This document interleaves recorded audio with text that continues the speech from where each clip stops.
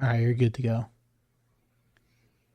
This episode, once again, brought to you by University Traditions, the best in gear for any of your favorite college teams. They got awesome flat bill row pats, t shirt, hoodies, whatever you need. It's over University Traditions. So, once again, thank you. Go ahead. All right. What's up, everybody? Welcome to the 1796 Sports Podcast. I'm your host, Normal Vol fan, joined alongside my boy Ryan. Oh, we're back again. Another week of Tennessee sports that we got to catch up with. We're going to start off with baseball. A lot of draftees coming from the Vol baseball, organization in general. We also want to talk about the Coach of the Year, fifth time Coach of the Year, Tony Vitello. As always, we've talked to him or talked about him plenty of times, but we got to give him the spotlight today again. But Ryan, what did you think about the draft? Did you expect, what we got? I mean, four guys in the first on the first day, which was huge, and Kavar's tiers went a little bit low. But what did you think overall? I mean, it's just what you expect out of the baseball program in the MLB draft. I mean, we got at least two people are about to be millionaires. I'm not sure how the money breaks down after the first round. It depends on the team, but I mean, your top five hitters go in the draft, which that's incredible. I mean, we said it all year. We probably have the best top five, top six hitters in the nation, and just goes to further cement that point. Another thing that stood out to me was that um, let's see, five high school commits that were committed to Tennessee got drafted, and the kid from Niagara, Eric Radicek, also got drafted in the 16th round. So, Jim, do you foresee the only one I've heard so far that is likely to come to Tennessee is Anson Siebert? That is likely to come in Tennessee. Yeah. Well, we've had a couple guys that were drafted that should probably get the campus. Even I feel like Eric Radicek could potentially come to campus. I know everyone thinks, he's a lock to go to the Marlins, which he might. I mean, to me it's 50-50. I think Tennessee is going to fight to, for him to stay. But he's another one. I mean, 50-50. But Anson Siebert, like you said, I think he'll come to campus. I think the smartest thing for that kid to do is to come to campus, do what he does, and earn some, draft stock for the coming years. Because I mean, Frank Anderson, Tony Vitello, and Josh Elander have proved to boost your stock. I mean, year round, it's been years of just boosting their resume when it comes to that. But Tennessee did really well, honestly, keeping a draft class that loaded for the most part. They got Arnold Abernathy. He's passing on the MLB draft, coming to Tennessee, and Mm-hmm. that kid's a baller. That kid's a baller. Could see him playing this year coming up. Um, Depending on all the position moves that Tennessee makes, but the JUCO pitcher is making his way to campus. Brandon Arvidsson, I think his last name is. Sorry if I messed that up, but that kid's a stud, big lefty coming to campus. Um, you know, I think they did good. I think they did good. They didn't lose a crap ton in the draft when it comes to the draft class or the signing class coming up. But yeah, I think they did really, really well. And they also have Levi Clark making it to campus. That kid's going to be a baller too. I Yeah. mean, Josh Elander's got plenty of bats coming in, and plenty of bats that he got, in the portal. But that's my opinion. I think Tennessee baseball did really well from the people getting drafted that we knew would get drafted, and talent coming in to campus for next year. Absolutely. Um, I really just I I think you just summed it up perfectly there. I don't think much more needs to be said on the draft, but I wanted to ask you because I have an answer. Of the Tennessee players who got drafted, who do you think is most likely to make the Hall of Fame? Hmm. I mean, I feel like the easy answer is Christian Moore because he's going into a program. He's going into an organization that is in rebuild mode. Um, I think he'll be the fastest to the show when it comes to this draft class. But my sneaky pick, I think Kavaris Tears is gonna be so good. I think I think defensive wise, he's a stud. He's got a cannon. Dude could hit. Um, he's pretty quick. I mean, we've seen it all year that how fast he is. Um, but that's my sneaky pick. I think the everyone's gonna say is Christian Moore because I mean the kid was phenomenal this year. He's a phenomenal baseball player. But yeah, those are my two picks. Yeah, so for me, my knee jerk reaction when I just thought about that was the guy I've talked about so much all year from since March when I said he was probably the best hitting prospect on the team is Dylan Dreiling. But the more I think about it, the more I think Blake Burke Mm. is the pick for me because number one, first baseman lasts a long time. Oh yeah. And number two, he's become such a good hitter average wise, and he still has the power. So I think Blake Burke is my pick in that situation. I mean, I feel like it's not out of the picture of multiple guys from this draft class making it. I mean, between him and Christian Moore alone. But like you said, I mean, Blake Burke is such a good defender. Um, I mean, look at all the things he did. Late in the year, yeah, he had a couple mistakes, but baseball, you're not perfect.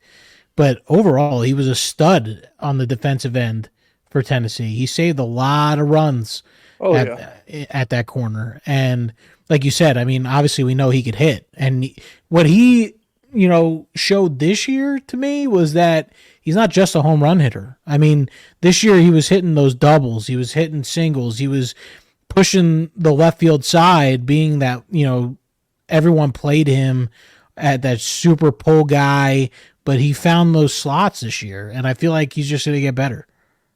yeah, I completely agree. Um, Anything else on the draft?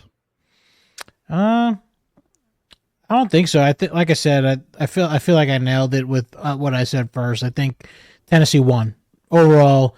That all their guys that they wanted to get drafted got drafted, and they got a pretty good amount of their high school class coming in. So overall, I think Tennessee killed it.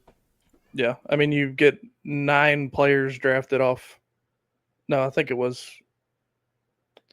8 players drafted off the national championship winning team.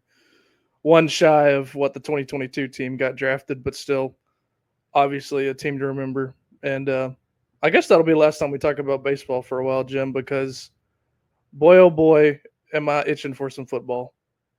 I feel like what makes it even more makes it's just this college football video game comes out Mhm. it like 2 months, literally like 2 months before opening day kickoff. So everyone's itching now. It's like you could feel it, you could smell it, taste it, reach it, touch it, whatever you want to do.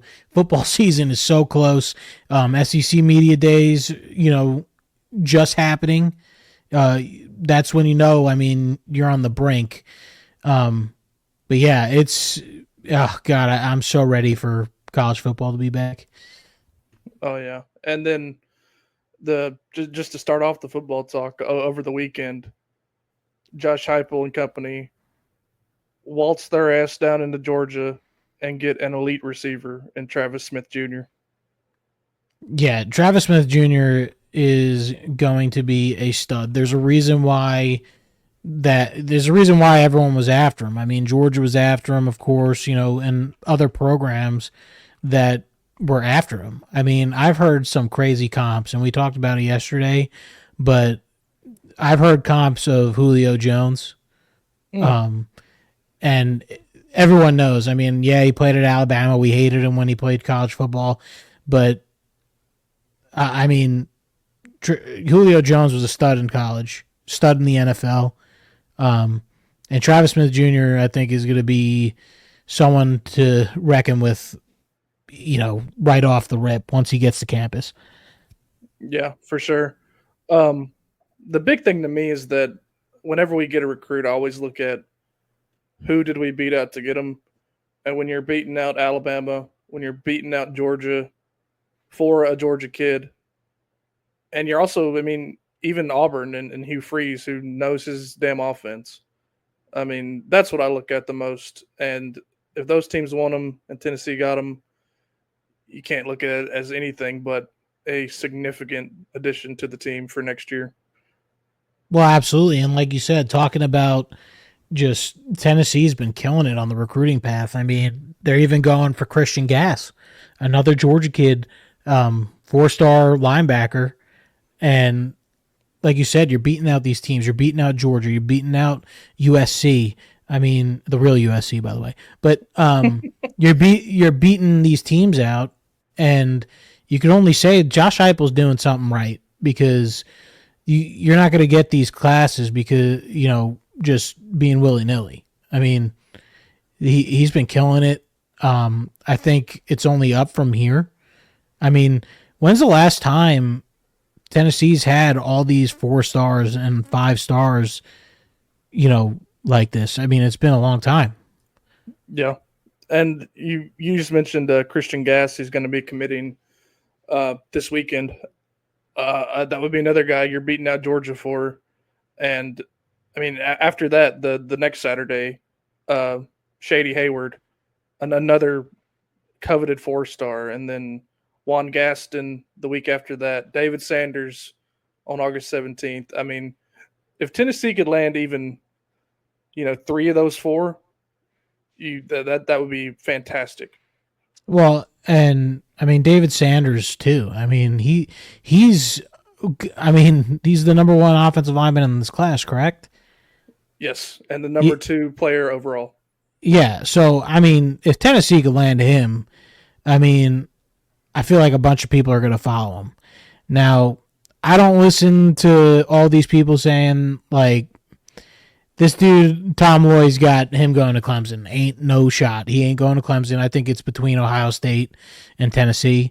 But well, didn't he announce his top 4 is Georgia, Nebraska, Ohio State? Yeah, Clemson's not even on there. 247's got to get on their stuff because he's still he's still predicted to go to Clemson. But I mean, I think it's between Ohio State and Tennessee. I think he knows that he's going to get.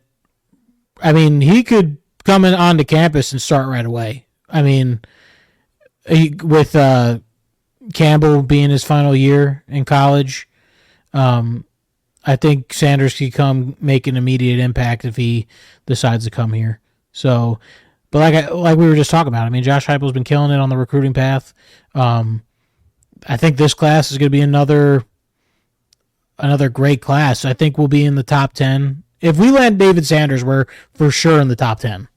But like you said, Hayward, another one. I think I also, I can't say for sure when it's going to happen, but there's a certain commit that committed to another school that will probably be on Tennessee's final list. I think he'll be coming to Tennessee. Can't say who it is yet, but people will know who I'm talking about when it happens. Brian knows, but there's it's still confidential. Yeah, it's pretty legit, but like you said, I mean, Christian Gass, Jalen Perlot, another one, Georgia commit that's probably going to flip really soon. Shady Hayward, Onus, I can't say his last name. Conan Bonnie. Conan Bonnie has another sick name that is just going to come tear up Neyland Stadium when he comes down here. And you got George McIntyre leading the class. If you could land David Sanders, I'm telling you, this could be a pretty close to a top 5 class this year. Oh, be still my beating heart. It would be so good to finally see Tennessee back in the top 5 in the recruiting. Well, here's the deal, and we're doing it without being Oregon, just throwing money at these kids. I mean, that's the thing about most of these recruits, everyone's like, oh, everyone wants to come to Oregon. No one wants to go to Oregon. Are you kidding me? You're on the like complete opposite side of the planet. Like, you're playing in the Big Ten where you have way less competition. Sorry to all the Big Ten fans, but it's true. I mean, and I'll ask this question after I'm done saying that, but they're throwing money at these kids, and it's not the right reason to go to school. And I understand the money thing, but go to a school, and I'm not saying just Tennessee. Go to a school that's going to get you to the NFL. And I'm not saying Oregon can't, but it's not the right reason to go to college just because they're throwing money at you. But I heard this on the radio today. I kind of wanted to ask you this question. How many SEC teams will be in this 12-team playoff? I say 4 at the most, but I'm leaning 3. 4 at the most. You want to hear what the poll number said on this thing? What, on the 2? radio? 2? No. 2's guaranteed. But they had 20% of people said there will be 6 or more SEC teams in the playoff. Oh. But here's my thing. Well, they made a good point. Who gets into the playoff? A 9-3 Louisville or an 8-4 Kentucky? I guess it would depend on head-to-head and a lot of other things, but just based let's say Kentucky beats Louisville by a touchdown. I guess they would just look at the strength of schedule at that point, which Kentucky's would clearly be better. Right. And if Kentucky gets in, let's say, Tennessee, even if you're saying an 8-4 Kentucky gets in, at that point you're saying an 8-4 Tennessee gets in. Yeah. I mean, surely, I don't see any 8-4s getting in, really. No, me either. But I think if you're talking like that, though, I feel like a 9-3 Tennessee has to get in. Yeah. I mean, I think because there's no precedent to the 12-team playoff yet. We kind of had one with the 4-team, which was, well, actually we didn't. They just did whatever they wanted whenever they wanted. But now you got 7 at-larges to deal with. And you just know somebody's going to get left out in the first year that people thought should be in. I mean, that's just all there is to it. I mean, and this is without bias. I think if Tennessee could go 9-3, depending on who they beat and who they lose to, that could be an easy one of those teams that gets left out because everyone hates Tennessee. I mean, look at the polls, look at everything they do. Now, if they want numbers, Tennessee gets in because Tennessee is going to do numbers if they get into a college football playoff. Yeah, for sure. But back to recruiting. I mean, there's nothing else to say, but even Ellerby, he's been doing such a fantastic job with recruiting.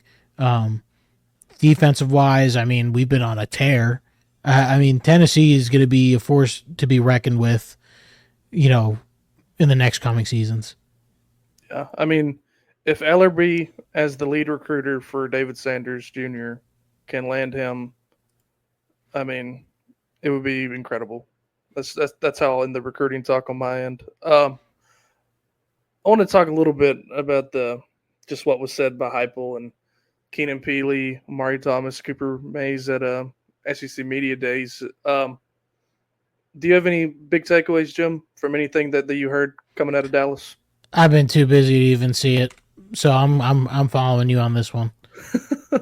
Well, number one, SEC Media Days is boring as all get out. Nothing ever gets said of much substance. But the biggest thing to me that stood out was, and I think this is evident in who Heupel chose to bring down there, is that they just wanted people who would represent good and not say anything off the wall. Keep the profile low, like you just said. We're kind of getting swept under the rug going into this season. And Keenan Peely said, that's exactly how he would like it. He would rather go under the radar. And then the other thing that stood out to me, just the thing that was of actual substance, was the update on Peyton Lewis and Cameron Seldon. Heupel said they're both doing good. I think Selden, by the way he talked, is a little bit behind of Lewis, but it sounds like they'll both be ready to go by the time the Chattanooga game rolls around. And that's huge.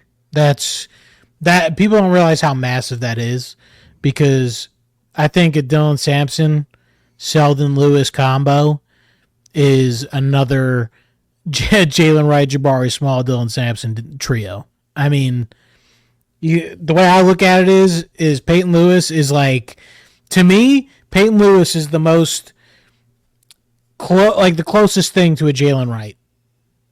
I mean, he's big, strong, big and strong, fast. Cam Seldon's more of a Jabari Small. I mean, he's still quick, but he's like a little wrecking ball. And Dylan Sampson. So to me, I think that's as close as we're gonna get to a trio like we just had, the three-headed monster that Tennessee has had the past 2 years. Yeah, I mean, like we kind of touched on it just right at the beginning of the offseason, where if you went into the season with both of those players hurt, you're relying on Deshaun Bishop, Khalifa Keith behind Dylan Sampson. So it's if they can be healthy, like Heupel somewhat implied, it's kind of hard to tell whatever he's thinking most of the time because he's so poker face and even keeled. But that's exactly why SEC Media Days really means nothing to a Tennessee fan at this point, because we don't have a three-ring circus going on in Knoxville. There's nothing to really worry about. We're not going to go down there and embarrass ourselves. Yeah, and I think that's the smartest move. I think Josh Heupel knows what he's doing. He's done it the past couple of SEC Media Days to where, yeah, do we want to see Nico? Yeah, absolutely. Do we want to see a Squirrel White? Yeah, absolutely. Brew McCoy? Yeah, absolutely. But I think he did it right. Cooper Mays with a nice little cowboy hat touch. And that ice, that big old necklace, the big O. Oh, yeah. And Keenan Peele just looking like he's going to church. I mean, just absolute ballers going into SEC Media Day. But yeah, like I said, I think it's absolutely a great move going that route. So, yeah. That's about it for Media Days. Next thing I want to talk about is that we do have some the jersey number changes, which always annoys me. But wear whatever number you want. It's as long as you score and do well. So, where are you seeing this, by the way? Before you start going off on them, it's somebody put it on Twitter. Okay, yeah. Well, tell me the number changes. I want to tell you if I agree with it. So, Brew McCoy is moving to number 5. I'm not mad about it. Yeah, apparently he's always wanted to wear number 5. He wore it throughout high school and, Pop Warner and all that. So that's fine. And it was taken by Hooker and then hadn't the previous years he was here. So yeah, but I thought did that rule come into effect later? Because I know you could have the same number on different sides of the ball. I'm not sure, but I agree with it. Yeah. The other one that was big to me was or interesting was Squirrel White moving from 10 to 3. I don't like that. I'm gonna be I'm not saying he can't wear it because like that it's gonna look good on him, but I'm just gonna be thinking of D. Yeah, D Williams the whole time. I'm just gonna be thinking it's D Williams on the field. That's like Squirrel White. Like he's number 10, bro. Like I don't know. There's a few more. I got to go back to them. I lost the tweet, but here we go. Other notable one is Ethan Davis, 89-0. Now, no. Go ahead. I dig it for a tight end because I remember the days of. I don't like it. I just think 0 looks good on a giant player. And he's super athletic, so he could. I mean, he could pull. I'm not saying these guys can't pull these numbers off. It's just like, I just don't get it. I mean, What was he? 86? 89. 89. Yeah, 89 is more of a wide receiver. I mean, I get it. I just don't, I get it, but I don't get it, Yeah. The last one that stuck out to me was Ricky Gibson from 18 to number 1. You bet. Hey, let me tell you, Ricky, if you ever hear this, let me tell you, if you're number 1 as a cornerback, okay? I'm just saying you best be locking motherfuckers up, okay? You best be locking them up. He ain't no number 1 on the field unless you a baller. And I know you can be a baller, all right?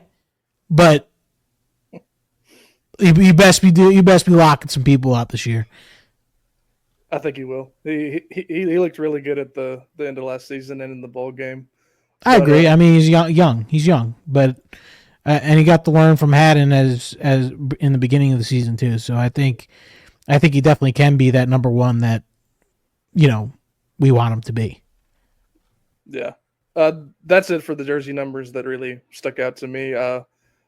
Next thing, this is also on Twitter. The weight some of these players have gained over the offseason is like that's some spicy content right there. And let's hear. I'm interested.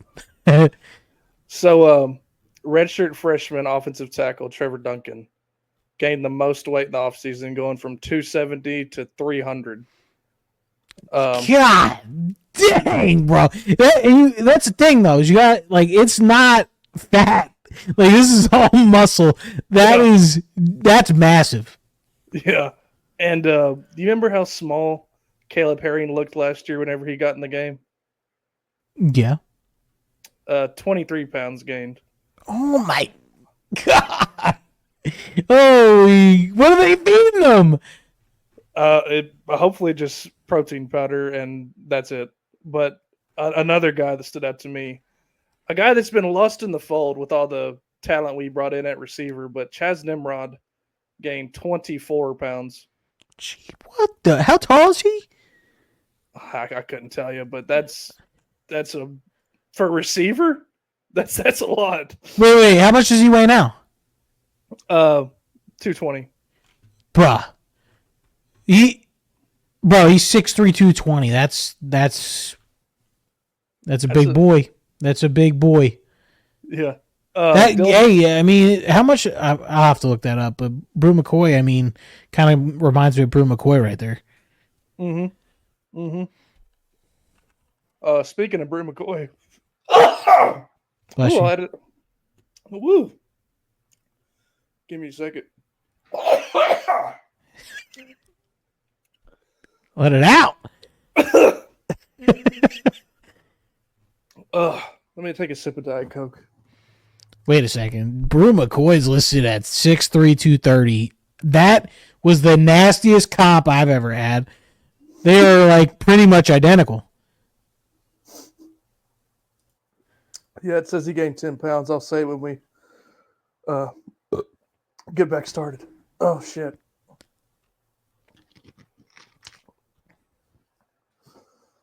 All right, here we go. Yeah, and speaking of Brew McCoy, 10 pounds gained, which puts him at 230. So your comp to Chaz Nimrod is pretty accurate. Well, wow, that's just crazy. That's just... Well, Brew was already big as hell. Yeah, he was. But, yeah, I mean, he was listed at 230, then he had that injury. Maybe he just had a lot more time to beef up. So... Yeah. Dylan Sampson gained 11 pounds. I don't know if I like that. I don't think it'll take away from his speed. Yeah, it's going to help, and yeah. I mean, it didn't take away from Jalen Wright's speed when he put on all that muscle. So I hope it's the same deal. Nico gained 9 pounds. You said gain what? 9 pounds. So what does that put him up at? 215. I've always said if Nico could get to 215, I feel like that's the perfect spot for him. I mean, I don't know if you could get any more muscle than that. I mean, I always thought last year when people would say the reason Nico isn't playing is because he's too small, I always thought that was nonsense, considering, I mean, I was kind of proven right when he ran for 3 touchdowns in the bowl game. They weren't afraid to get him hit a little bit, but anyway, he's gaining a little bit of weight too. Um, John Campbell gained 10 more pounds. I love John Campbell. That dude, if it were up to me, he'd be getting a statue. Like of him just holding a waffle. Uh, John Campbell, I remember when he announced he was coming back to Tennessee, the video he put out was all time. Um, that's it for the significant weight changes that stand out to me. Um, you got anything you want to talk about on football? Because I do have one more thing. I mean, not really, because I just don't want to talk about it because, like, I already want to do my predictions. Like it's so close to football. I just want to do my predictions because, but yeah, no, go for it. What else you got? I think the predictions, once we get, 2 weeks out, I think that's a good time.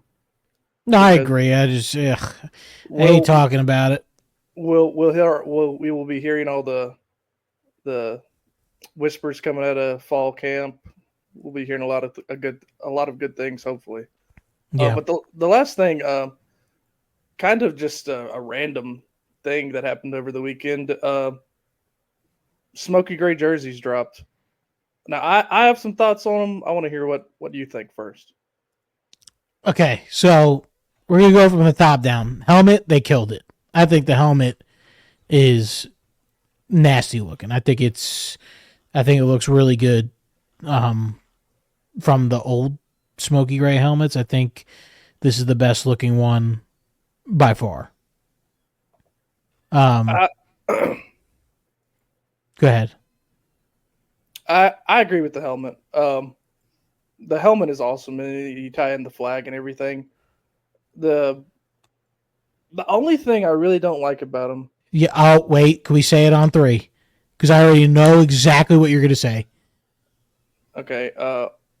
The damn Tennessee across the chest. Yes. It makes us look like a MAC team. What? Like, who thought that looked good? I think that looks stupid. I have no problem with anything about the jersey except the Tennessee across the chest. Yeah, they could have raised the numbers up a little bit more and or made the numbers. I don't know, but I agree. I think that's the only thing dumb about these jerseys. Like, I mean, it literally makes us look like Ohio University. Like it's unbecoming. It's just too big. Like it's like it. Oh God, it just didn't make sense to me. Like it just doesn't look right. I mean, it's not like people don't know they're watching Tennessee. They really need to put it on the front.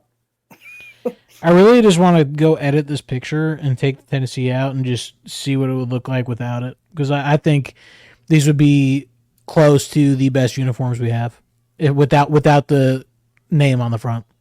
Yeah, I love the TriStar on the shoulder. I love the little state emblem on the thigh. Like I said, the only thing I don't like is the daggum Tennessee across the chest. I agree. I thought that was sickening when I saw it, but the good thing is they're nowhere near as bad as the monstrosities that were the gray jerseys we wore against Austin Peay last year. Oh yeah, those need to go away like Joe Milton did. Hopefully they're already in some village somewhere in Africa, because those were just disgusting.